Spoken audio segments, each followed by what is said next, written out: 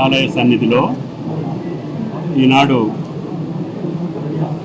గౌరవ మంత్రివర్యులు, నా ఆప్తమిత్రులు ప్రభాకర్ గారు, లక్ష్మణ్ గారు, సీను గారు, సంజయ్ గారు, అదేవిధంగా పవంపల్లి గారు, పెద్దలందరికీ హృదయపూర్వక నమస్కారాలు తెలియజేస్తూ, పోయిన క్యాబినెట్లో ప్రభాకర్ గారి యొక్క సూచన మేరకి దేవాదాయ శాఖ నిర్ణయం తీసుకుంది.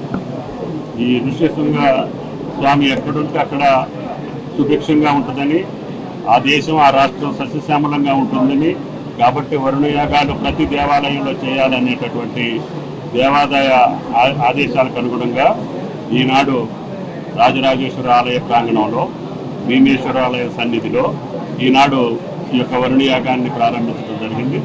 దానికి అనుగుణంగానే ఆ యొక్క భగవంతుడు కరుణించి ఈనాడు తెలంగాణ వ్యాప్తంగా వర్షాలు కురిపిస్తున్నటువంటి సంగతి మీరు చూస్తున్నారు.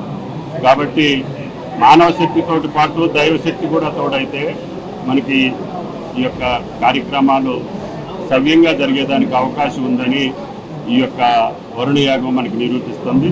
కాబట్టి ఆ యొక్క ఋష్యశృంగపురుడు యొక్క కరుణా కటాక్షాలతోటి తెలంగాణతోటి పాటు భారతదేశం సుభిక్షంగా ఉండాలని ఆ భగవంతుడిని కోరుకుంటాను.